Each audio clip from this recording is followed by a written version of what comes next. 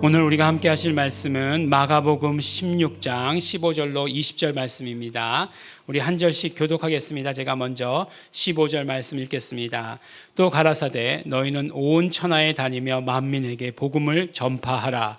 믿고 세례를 받은 사람은 구원을 얻을 것이요 믿지 않는 사람은 정죄를 받으리라.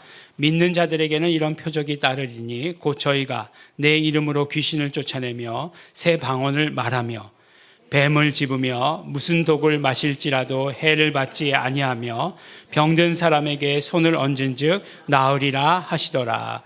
주 예수께서 말씀을 마치신 후에 하늘로 올리우사 하나님 우편에 앉으시니라.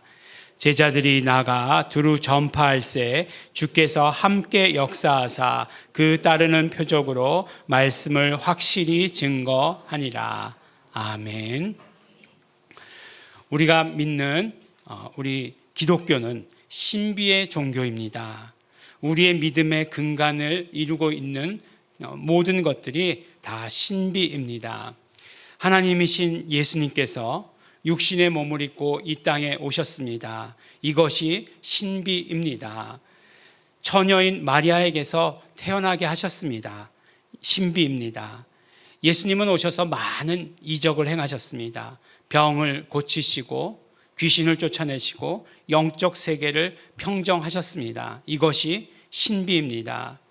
예수님은 하나님이심에도 십자가를 지시고 죽으셨습니다. 그리고 부활하셨습니다. 이것이 신비입니다. 부활하시고 40일을 계시다가 그리고 하나님 우편으로 가셨습니다. 이것이 또한 신비입니다.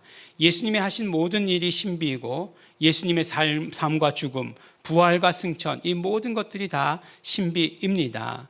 또한 그뿐만 아니라 예수님께서는 승천하시고 성령님을 우리에게 보내주셨습니다. 보혜사 성령님께서는 우리에게 오셔서 믿는 사람들 한 사람 한 사람들 안에 함께 계십니다. 이것이 신비입니다. 내가 예수님을 믿는다? 이것도 신비입니다. 사도 바울은 신비라고 하는 말을 무스테리온이라고 하는 단어를 사용했습니다. 무스테리온, 미스테리. 아시겠죠? 신비, 비밀. 우리 성경에서는 비밀이라고 주로 많이 번역했습니다. 신비, 비밀, 어떻게 해석하든지 간에 단어 뜻을 알고 있다고 해서 그 내용을 우리가 이해한다, 경험했다라고 하는 것은 아닙니다. 그런데 왜 우리가 신비를 이해하기 어려울까? 그것은 세상의 방법으로 예수님을 바라보고 세상의 방법으로 믿으려 하기 때문에 그렇습니다. 세상의 방법은 이해되면 믿는다고 이야기합니다. 논리적이고 그러니까 이치에 합당하면 그러면 믿는다고 말합니다. 하지만 신비는 그 자체가 논리적이거나 이성적이지 않습니다. 그 모든 것들을 초월합니다. 그래서 어떤 사람들은 그것 때문에 받아들이지 못하겠다, 믿지 못한다고 말하지만 세상의 그런 모든 이성적, 논리적인 것들을 초월하는 것이지 절대로 그 아래에 있는 것이 아니라고 하는 것입니다. 신비는 믿음으로 우리 경험할 수 있습니다. 믿으면 알게 되는 것이고 믿으면 경험하는 것입니다. 어려운 일 같지만 그러나 알게 되면 경험하게 되면 너무나도 쉬운 일입니다. 그래서 우리 믿음이라고 하는 것은 나이가 적으나 많으나 남자나 여자나 상관없이 누구나 다 그 믿음을 가질 수 있는 것입니다. 또한 오늘 말씀 가운데 나오는 이적과 표적은 너무너무나 중요합니다. 만일에 우리가 도저히 믿을 수 없다라고 생각할 때에 이적과 표적은 우리의 믿음을 가질 수 있도록 도움을 줍니다. 아니, 도움을 준다라고 말하기보다 확신을 준다라고 말하는 것이 훨씬 더 맞는 표현일 것입니다. 말씀이 전해지면 그 말씀을 받아들여서 그래서 믿으면 되지만 만일 사람들이 잘 믿지 못할 때, 그것을 믿음으로 받아 가질지 못할 때 이적과 표적이 함께 하시게 되는 것입니다. 우리가 오늘 읽은 말씀 본문의 맨 마지막 구절에도 주께서 함께 역사하사 그 따르는 표적으로 말씀을 확실히 증거하시니라 라고 이렇게 말씀하고 있습니다. 정말 이 말씀이 옳다, 라고 하는 것을 어떻게 증거하시느냐? 그 따르는 이적과 표적으로 확실히 증거하셨다라고 이렇게 말씀해 주시는 거예요. 표적이라고 하는 것을 헬라어로 세메이온이라고 하는데 영어로는 사인이죠. 무슨 뜻입니까? 이것을 보면은 어떤 뜻인지 보면은 바로 예수 그리스도가 하나님이심을 드러내시기 위한 사건으로서의 이적이에요. 그러니까 예수 그리스도의 신성을 드러내시고자 하시는 것이 표적입니다. 세메이온입니다. 그러니까 우리가 만일 어떤 것들을 말씀을 전했는데 믿을 수 없어요 라고 우리가 항변할 때에 그 말씀과 함께 나타나는 표적이 있습니다. 그 표적은 목적이 무엇이냐? 바로 이것은 하나님이신 예수 그리스도께서 하신 일이다 라고 하는 것을 드러내는 그런 목적이라는 것이에요. 그런데 이제 우리가 보면은 신앙생활 하다 보면은 정말 이것이 하나님의 말씀이시다라고 하는 것을 드러내시기 위해서 예수님께서 말씀하신 것이다라고 말씀하신 것을 드러내시기 위해서 이적과 표적이 있는 것인데 오직 이적과 표적에만 관심을 기울여서는 안 된다는 거죠. 이적과 표적이 나쁜 것이 아니죠. 왜냐하면 이 말씀이 맞는 것이다라고 하는 것을 확증해 주시는 것이니까 얼마나 좋은 것입니까? 좋은 것인데 이 말씀을 빼버리고 예수님을 빼버리고 이적과 표적만을 바란다고 하는 그것이 잘못된 것이다라고 이렇게 말씀드리는 것이에요. 그래서 우리가 신비라고 하는 것은 믿음으로 경험하는 것인데 그 믿음을 도와주는 것이 바로 이적과 표적과 신유다라고 이렇게 말씀해 주십니다. 그래서 우리 한국 교회가 부흥하던 때에 그리고 부흥하던 교회들에게서는 이적과 표적이 일어나는 것들이 아주 많았습니다. 그것들이 우연이 아니고 정말 이것은 성경에 기록된 일이고 성령 역사다라고 이렇게 말씀해 주시고 계시는 것이고 지금도 부흥하는 나라들, 그 나라들 가운데 이적과 표적이 그 현장 가운데서 일어나고 있는 것을 우리는 보게 되는 것입니다.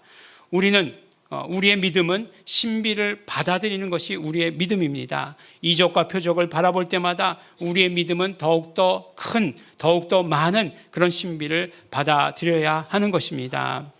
조금 전에 우리가 또 믿으면 경험한다라고 말씀드렸는데 정말 그 믿음에 있어서 가장 큰 역할을 하는 것이 그럼 무엇이냐? 이적과 표적으로 말미암아 그 말씀을 믿을 수 있도록 확증해 주시는데 또 그 믿음을 우리가 가질 수 있도록 도와주는 것이 무엇이냐? 바로 그것이 고백이라고 이렇게 이야기하는 것이에요. 시인하는 것이에요. 우리 입으로 시인하면 우리가 정말 그 입으로 시인한 것을 믿음으로 받아갖게 되는 것입니다.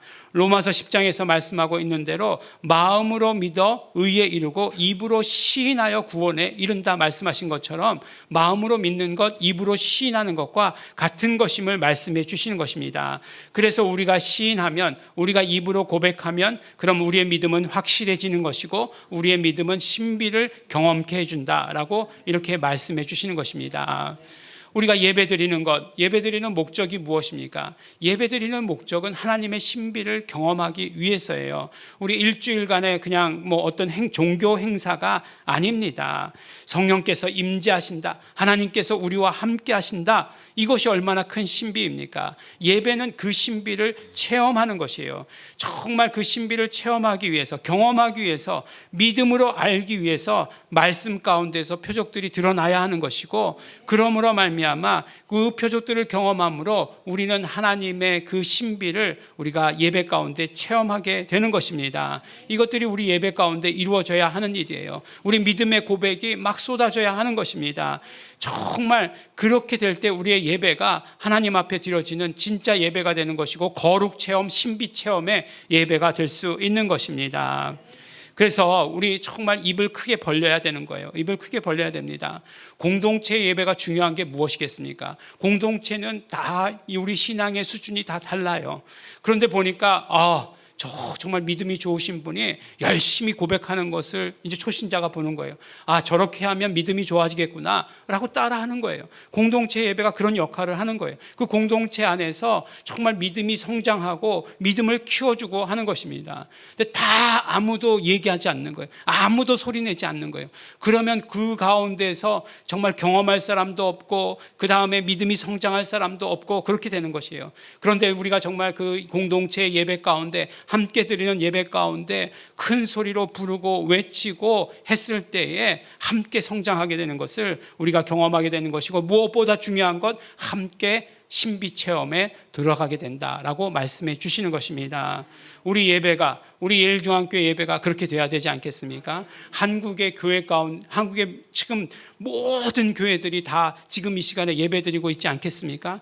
그런데 우리가 여기서 예배 드리는 것은, 우리가 여기서 예배 드린 유익은 무엇이냐면, 그렇죠, 하나님의 신비 체험에 있어요. 거룩하신 하나님, 그 거룩 체험에 있는 것이고, 그 거룩 체험을 위해서 우리 매일매일의 삶 가운데 이적과 표적과 신유를 경험하게 되는 것입니다.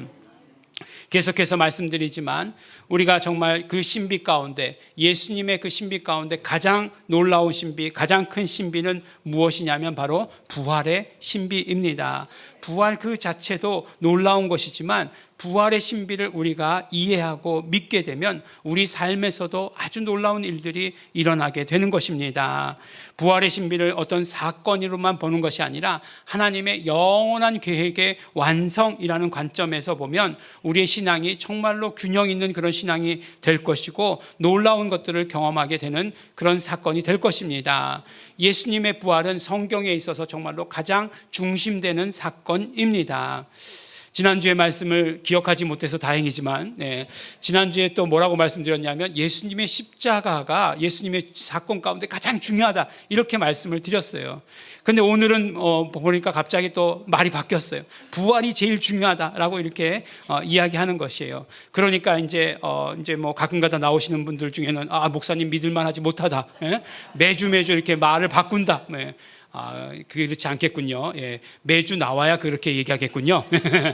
가끔가다 나오시는 분은 그냥 그렇게 얘기했나 보다, 그렇게 생각하시겠네요. 네, 감사합니다. 네. 사실 예수님의 죽으심, 예수님의 십자가는 예수님의 부활과 연결되어 있어야 됩니다. 예수님의 죽음으로만 끝낼 수 없는 것이고, 더군다나 부활이라고 하는 것은 죽음이 없이는 부활을 이야기하는 것, 말도 되지 않는 것이에요. 그러니까 두 사건을 서로 떼어놓고는 사실 이야기할 수 없습니다. 그래서 예수님의 십자가, 죽음, 그리고 예수님의 부활은 하나로 우리가 이해해야 하는 것입니다.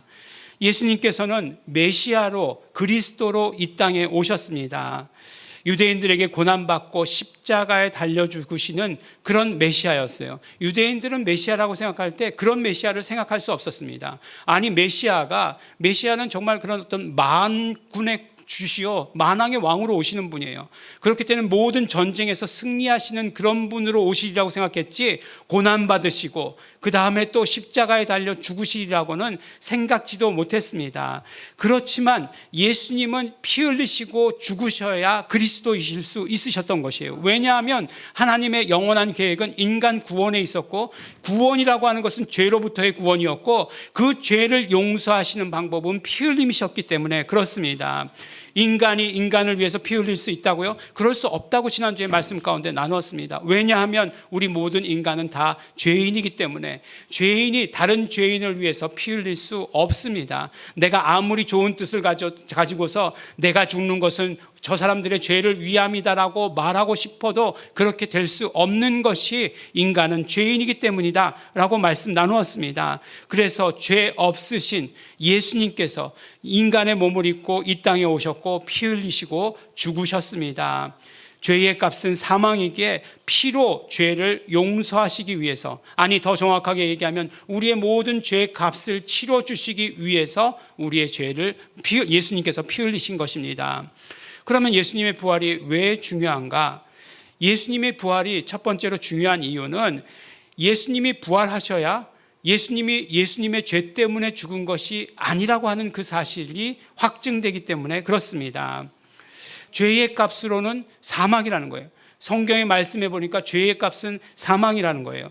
그런데 죄 때문에 죽는다는 거예요. 근데 예수님께서 죄의 값은 사망이신데 다시 살아나셨어요.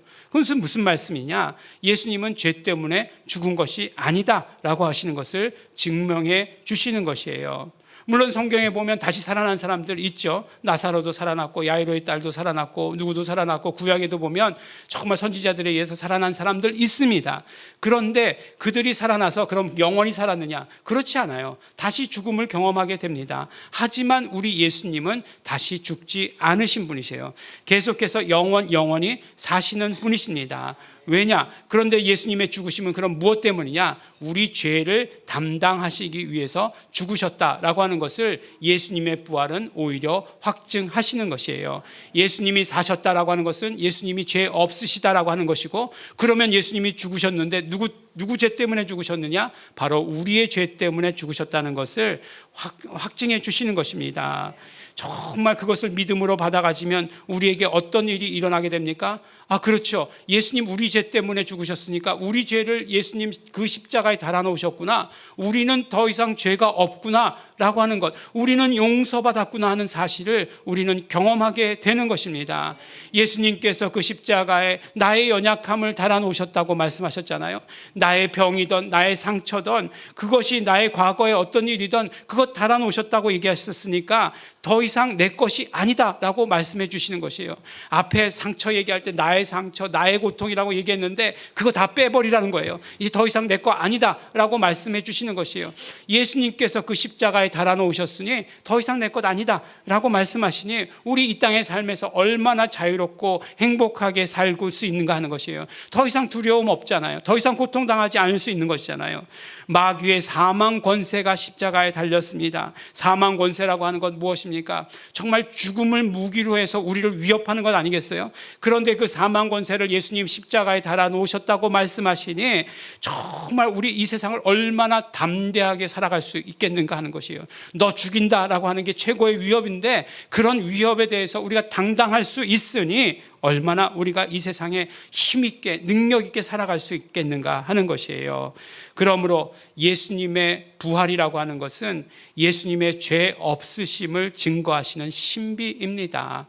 얼마나 이 놀라운 방법입니까? 우리가 이것을 받아들이게 되면 우리도 그 신비 체험하는 것이고, 우리가 이것을 받아들이게 되면 우리가 우리의 모든 죄가 용서받음을 경험하게 되는 것이고, 우리의 모든 약한 것들이 해결되고 더 이상 우리를 위협하고 있는 마귀가 사망 권세를 가지고 더 이상 우리를 위협할 수 없는, 괴롭힐 수 없는 것을 우리는 경험하게 되는 것입니다.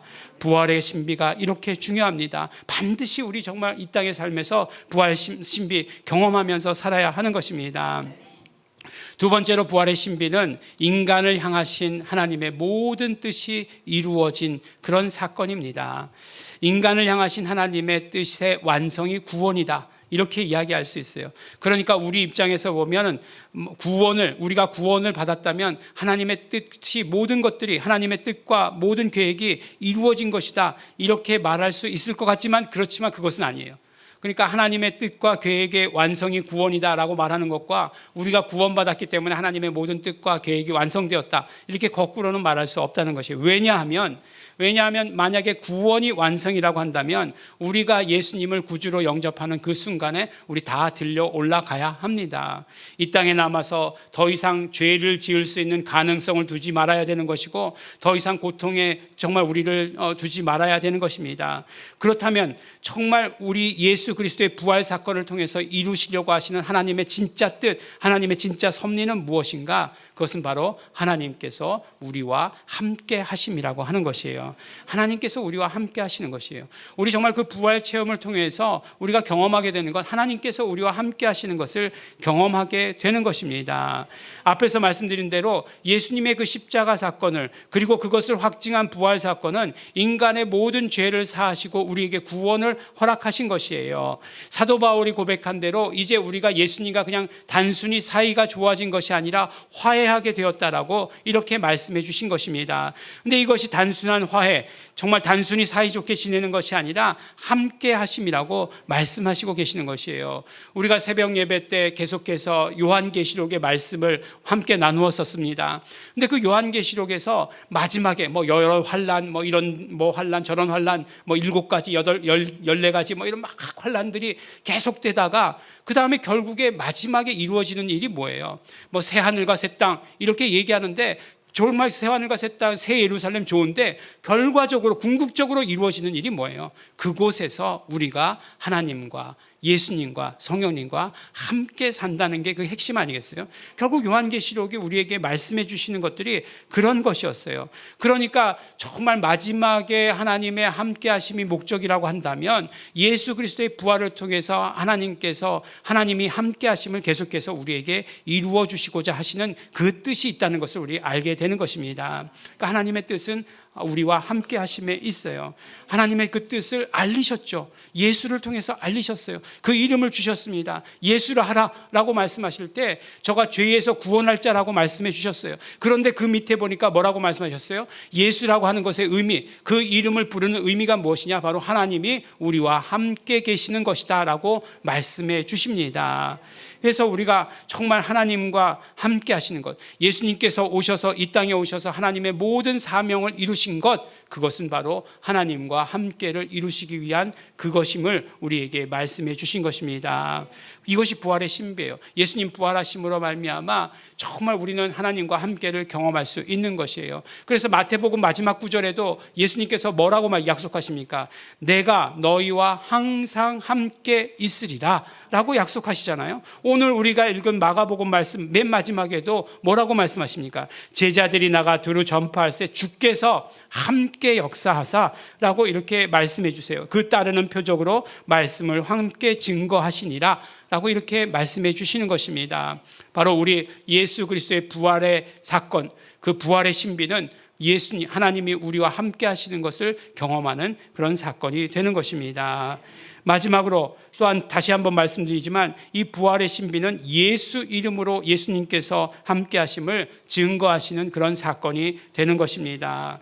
지금까지 말씀드린 대로 주께서 그들과 함께 일하시고 여러 가지 표적이 따르게 하셨다고 말씀하셨습니다.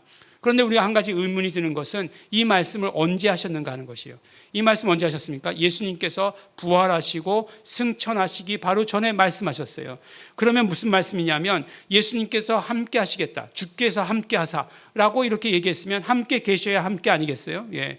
자, 우리 2부 예배 가운데 우리 성도들이 함께 하셨습니다 라고 얘기하면 여기에 계신 성도들이 함께 하신 것 아니겠어요? 저기 안 계신 성도들이 함께 하셨다라고 말하진 않는다는 거예요. 그런데 예수님께서 죽으시고 부활하시고 승천하셨어요. 그러면 승천하셨다는 것은 하나님 우편으로 가셨다는 것은 우리와 함께 계시지 않는 상황을 말하는 거예요. 그런데 우리와 함께 하시지 않으면서도 함께 하시겠다라고 말씀하시는 것은 어떤 의미냐 하는 것이에요. 우리와 함께 하시고 그 표적으로 함께 하셨다, 예수 그리스도가 함께 하시는 그 증거를 드러내셨다라고 하시는 그 말씀이 무슨 뜻인가 하는 것이에요. 이것이 어떻게 가능한가? 바로 17절 말씀에 비밀이 있습니다. 믿는 자들에게는 이런 표적이 따르리니 저희가 내 이름으로 귀신을 쫓아내며 라고 이렇게 말씀하십니다. 그렇죠. 무슨 말씀입니까? 바로 예수 이름을 부를 때, 우리가 예수 이름을 부르고 예수 이름을 사용할 때에 예수님께서는 우리와 함께 하신다라고 이렇게 말씀해 주시는 것이에요. 그래서 함께 하시는 그 증거로 이 많은 표적들 이루어 주실 것이다 라고 이렇게 얘기해 주시는 것이에요. 근데 사실 17절 말씀, 믿는 자들에게는 이런 표적이 따르리니 라고 이렇게 이야기하면 좀 애매하기는 해요. 뭐 다 믿지요. 다 믿는데 왜 나에겐 표적이 안 일어나지? 뭐 이렇게 이야기하기도 하죠. 근데 이 말씀을 우리가 헬라어 원어로 다시 잘 읽어보면 믿는 자들과 연결되어 있는 것이 무엇이냐면 내 이름으로가 연결되어 있어요. 근데 이것과 똑같은 그 구조의 말씀이 어디에 또 나오냐면 요한복음 20장 31절, 그러니까 요한복음의 실질적으로 맨 마지막 장이라고 하는 맨 마지막 장의 맨 마지막 구절에 나오는데 너희로 믿고 그 이름을 힘입어 생명을 얻게 하려 함이라 라고 이렇게 말씀하고 있어요. 믿는 것하고 그 이름으로 생명 얻는 것하고 다른 것처럼 말씀하고 있는데 이 두 가지 문장이 똑같은 구조로 이루어져 있어요. 근데 믿는다는 것이 결국 무엇이냐? 믿는다고 하는 것은 예수 이름을 믿는 것을 말하는 것이에요. 그러니까 예수 이름에 대한 믿음을 가지고 있으면 이러한 표적들이 따라 나타난다. 그 표적이 무엇이냐? 귀신을 쫓아내는 것이다 라고 이렇게 말씀해 주시고 계시는 거예요. 그래서 그 이름을 힘입어 이렇게 얘기하고 있는데 너희가 그 이름을 믿으면 생명을 얻게 된다 라고 이렇게 말씀하시는 것이라고 하는 거예요. 그래서 우리가 믿음의 대상이 무엇인가 구체적으로 알아야 됩니다. 사실 마가복음 16장 17절은 저에게 큰 어떤 그런 사역에, 신앙에 있어서 큰 변화를 가져오게 한 말씀 중에 하나였죠. 이 말씀을 제대로 깨닫고 나서 그 다음 어떻게 되겠습니까? 그 다음 기도해 주는데 부담이 없는 거죠. 항상 기도하고 뭐 이렇게 병 고치고 하는 것들, 귀신을 내쫓고 하는 것, 은사 사역이라고 생각했었어요. 나에게 은사가 안 왔는데 그런 것들을 내가 어떻게 해? 라고 하는 것이 저의 깔려져 있는 생각이었어요. 은사 주시겠지. 언젠가 주시겠지. 마음은 열려 있었어요. 마음은 열려 있고 주시면 그때 하지. 받은 사람이 하시면 되잖아. 받은 사람이 하시면 되는데 왜 나한테 그러는 거야? 뭐 이런 생각을 가지고 있었습니다. 근데 이 말씀이 부담이 되었어요. 이 말씀을 제대로 깨닫고 나니까 부담이 되었어요. 믿는 자들에게는 이렇게 얘기했을 때는 사실 상관없었어요. 믿기야 믿지. 내 표적이 따르리니 다 믿는데 그렇게 안 하는 거 보니까 뭐 그런가 보다라고 생각했는데, 예수 이름과 연결되니까, 내 이름과 연결되니까 어떤 사건이 일어났냐? 그래, 예수 이름을 내가 믿잖아. 내가 예수 이름을 믿으면 이런 표적들이 따라 나타나야 되는 것 아니야? 라고 하는 그런 고민이 생기기 시작했어요. 그리고 나서 어떻게 됐습니까? 확실히 그것을 믿음으로 받아가지고 그리고 기도하기 시작했어요. 그랬더니 귀신들이 떠나가고 병자들이 치료되고 하는 것들을 경험했다는 것입니다. 그런데 이게 저 개인의 정말 목사니까 이런 일들이 일어나는 것입니까? 아니죠. 이 말씀은 누구에게나 다 동일하게 적용되는 말씀이잖아요. 성경을 제대로 읽지 않아서 그러는 거예요. 믿는 자들에게는, 애매하게 믿는 자들 말고 뭘 믿는 자들이요? 예수 이름을 믿는 자들에게는 이런 표적들이 나타난다 라고 말씀해 주시는 것이에요. 그래서 예수 이름을 믿는 자들은 귀신을 쫓아내고 새 방언을 말하고 무슨 독을 마셔도 해를 입지 않고 병든 사람에게 손을 얹은 즉 낫게 되는 것입니다. 이게 모두가 누구에게 일어난다고요? 예수 이름을 믿는 자들에게 일어난다 말씀해 주시는 거예요. 그래서 사도행전에 보면 사도들이 결국 뭐라고 얘기해요? 병자들을 만나자, 안진뱅이를 만나자, 날 때부터 안진뱅이를 만나자 은과 금은 내게 없거니와, 참 아쉬운 얘기죠. 정말 바랬던 건 그건데 은과 금은 내게 없거니와 이렇게 얘기하니까 얼마나 실망했을지 모릅니다. 그런데 베드로가 내게 있는 것으로 내게 주노니, 베드로는 자기가 가지고 있는 것이 무엇인지 확실히 알고 있었어요. 무엇입니까? 예수 이름을 가지고 있었어요. 그러니까 곧 나사렛 예수 이름으로 걸으라, 일어나라 이렇게 명령한 것이에요. 바로 정말 그 의심 많은 도마죠. 베드로, 예수님을 3번 부인했던 그 베드로가 정말 그 짧은 기간 동안 어떻게 그렇게 변화할 수 있었던가? 그가 예수 이름을 받아 가지고 있었기 때문에 그렇다라고 이렇게 말씀해 주시는 것입니다. 바로 이적과 표적이 일어날 것이다, 예수님이 함께 하시겠다라고 하시는 그 약속이 이루어지는 것, 예수 이름을 통해서라고 하는 것을 말씀해 주시는 것입니다. 예수님 하나님 우편에 계심에도 불구하고 우리가 예수 이름을 부를 때 예수님께서는 우리와 함께 하시게 되는 것입니다. 그런데 중요한 것은 무엇이냐면, 예수님이 함께 하시기 위해서 전제가 하나 있죠. 무슨 전제가 있죠? 예수님이 살아 계셔야 돼요. 예수님이 살아 계셔야 우리와 함께 하실 수 있는 것이에요. 보면은 세상 사람들은 그렇게 얘기하죠. 누가 죽고 나면은 이분의 우리가 정신을 이어받아서 정말 우리 함께 해야 됩니다. 우리가 정말 이분의 사상을 이어받아야 됩니다. 이분의 뜻을 그대로 이어가는 것이 우리가 해야 될 일입니다라고 이렇게 말하는데, 그런데 좋아요. 사상과 뜻과 정신들 이어가는 것 다 좋습니다. 그런데 그것이 사람을 치료하고 사람을 살리고 생명을 주는 일을 할 수 있느냐 하는 것이에요. 아니잖아요. 그렇게 할 수 없어요. 다만 예수님만이 우리와 함께 하실 때 우리를 살리시고 우리를 치료하시고 우리를 일으키실 수 있으신 것이에요.